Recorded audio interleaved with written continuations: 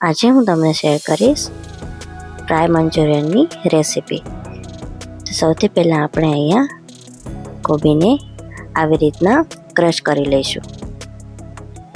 તમારી પાસે ક્રશર ના હોય તો તમે ઝીણું ઝીણું સમારી પણ શકો છો। તમે જોઈ શકો છો કે એકદમ સરસ રીતે થઈ ગયા છે।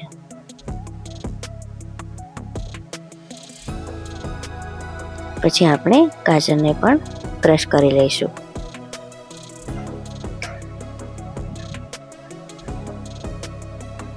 પછી એક બાઉલમાં કોબી અને ગાજરને મિક્સ કરી દઈશું।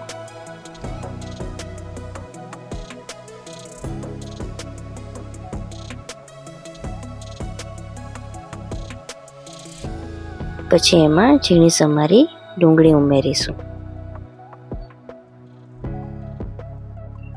અને તમે જોઈ શકો છો કે મેં અહીંયા એકદમ નાની ચમચી જેટલો મેંદો ઉમેર્યો છે। પછી એમાં મીઠું ઉમેરીશું અને તીખાનો પાવડર પણ ઉમેરીશું। પછી બધાને સરસ રીતે મિક્સ કરી દઈશું।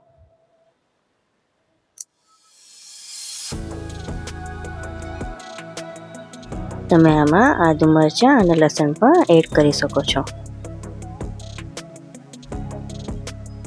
એકદમ સરસ રીતે મિક્સ થઈ જાય પછી એને વાળી દઈશું।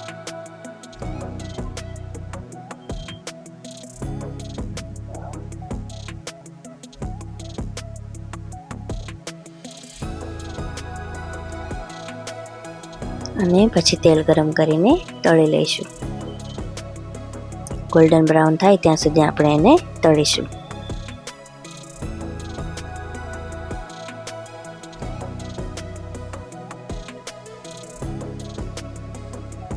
મંચુરિયન તળાઈ જાય એટલે હવે આપણે એનો ગ્રેવી બનાવીશું।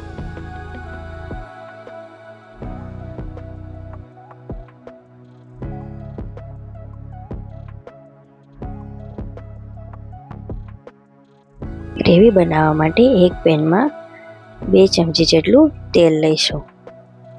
પછી એમાં ઝીણું સમારેલું આદુ મરચાં અને લસણ એડ કરીશું।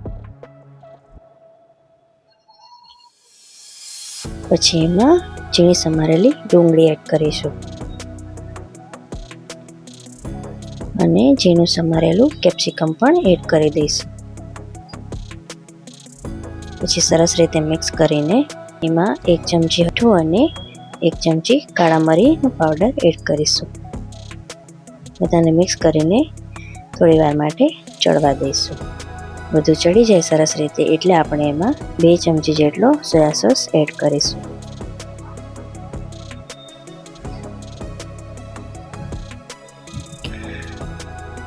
પછી 2 ચમચી જેટલો રેડ ચીલી સોસ એડ કરીશું।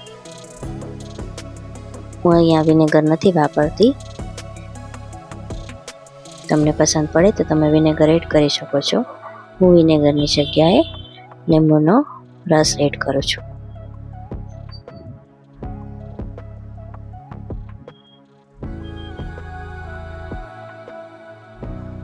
અને સ્પાઇસી બનાવવા માટે લાલ મરચાંનો પાવડર જ એડ કરું છું,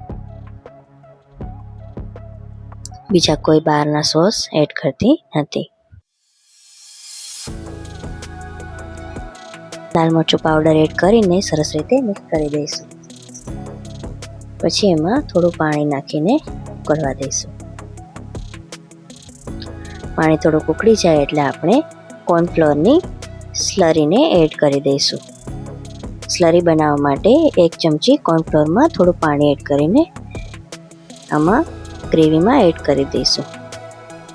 કોર્નફ્લોર ના હોય તો તપકીનો લોટ પણ ચાલે અને બધાને સરસ રીતે મિક્સ કરી દઈશું। તો તમે જોઈ શકો છો આપણી ગ્રેવી સરસ રીતે બની ગઈ છે। તો હવે આપણે એમાં મંચુરિયન એડ કરી દઈશું।